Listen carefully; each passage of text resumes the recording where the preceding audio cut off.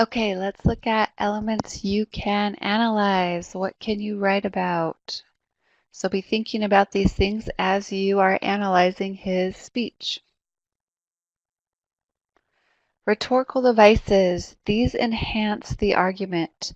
There are several types of rhetorical devices, including the following: allusion, analogy, parallelism, repetition, and rhetorical questions. So analogies compare two things. They draw comparisons between two things that are alike to explain an unfamiliar subject in terms of a familiar element. Here's our example.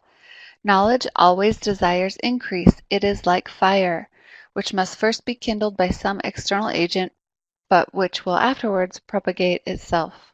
So comparing knowledge to fire, right? The growth of knowledge, maybe you need something to start it, but then after that, it grows on its own. Okay, so you can look at his speech for analogies you might find.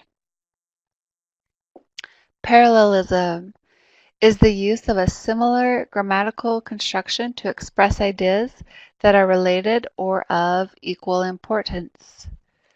Okay, so let's look at this example. It says, let every nation know, whether it wishes us well or ill, that we shall pay any price, bear any burden, meet any hardship, support any friend, oppose any foe, to assure the survival and the success of liberty. So they use parallelism, that grammatical structure with the verb, the word any, and then the noun, right? Pay any price, bear any burden, meet any hardship, and so on, to draw emphasis to what they're saying, to make each of those ideas of equal importance. Okay, here's another example, and that the government of the people, by the people, for the people shall not perish from the earth. Okay, again, that phrase, the people, the people, the people, really emphasizes who the government is for, who it serves, what it is made up of, etc. So you can look at his speech for parallelism and discuss that in your essay. Repetition. Repetition is a rhetorical technique in which a sound, word, phrase, or line is repeated for emphasis or unity. So we have duty does not trump honesty, duty does not trump common sense, and duty, my friends, does not trump morality. So that repeated phrase really emphasizes what they're trying to say. Repetition helps reinforce the meaning and create an appealing rhythm for the audience. What lies behind us and what lies before us are tiny compared to what lies within us. Really emphasizes that phrase, what lies, and then where, right? Before, behind, within, really draws emphasis to their point. The term and technique of repetition is used in prose and poetry equally. So prose is just regular writing and in poetry. So they're just saying you use that phrase in either when discussing prose, writing, or poetry. So you can look at his speech and discuss the repetition and what does that do? What is he repeating? What does that draw emphasis to? Why would he do that? What's his purpose in doing that?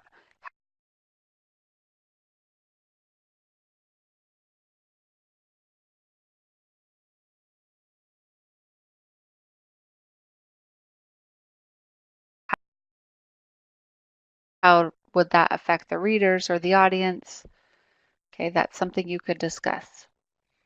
You could look at rhetorical questions. Rhetorical questions are a rhetorical device in which the writer or speaker asks a question to which he or she does not expect an answer. Okay, you use it when you're arguing or speaking, when you're really just kind of either wondering out loud or just kind of trying to make a point. Like it's asking a question to bring up the idea, but you don't actually expect an answer or that the audience will answer it. Often it's to really make a point or draw attention to a point. For if we lose the ability to perceive our faults, what is the good of living on? So he's not really expecting the answer to what is the good of living on. He's saying that if we lose this ability to perceive our faults, it's not worth it, right? That's a really big mistake. So he's not really expecting an answer on that one. Okay, another example, can we forge against these enemies a grand and global alliance, north and south, east and west, that can assure more fruitful life for all mankind? He's really trying to say yes, but he's posing it in the form of a question to kind of open that up for consideration. And then another one, will you join in that historic effort? Right? Letting you consider for yourself or the audience, will I participate? He's not necessarily looking for a direct answer right then. Okay, you can analyze his speech for emotional pills, right? Emotional pills that play on strong feelings, fear, pity, anger, and so on. Here's an example. I imagine others were as angry as my family when we heard they were canceling health care for children. So words like angry, children, those are going to immediately cause strong emotions in the audience. So you can look at emotional pills and analyze those. Ethical appeals, which are appealing to accepted values and beliefs such as trustworthiness or credibility. One way you do that is to include an expert testimony or reliable sources or fairness. Those kinds of things would give more credit to what you're saying or make the audience feel like they could trust what you are saying. So here's an example. I would like to thank all of the people who recycle in an attempt to save our environment for future generations. Okay, so that's making them feel like if you recycle, you're doing the right thing, right? You're a good person saving the environment for future generations. So appealing to someone's ethics or values. Logical appeals. So this is where we're talking about like facts, reason, numbers, statistics, case studies, experiments, the scientific side, right? The numbers don't lie, that kind of idea. Conclusions are drawn from evidence or good common sense. Example, recent statistics show that people who eat healthy and exercise enjoy an all-around healthy existence. So it's great to use a combination of these because different people will be appealed by different things, right? Some people will be more appealed by emotion, and some more by ethics and values, and some more by logic. So again, you can look at all of these in his speech and discuss these within your essay. You could talk about these under any paragraph with his purpose, saying what his purpose is and using these. Or organization, maybe he used repetition multiple times. How did that affect the speech, or how it was organized with that?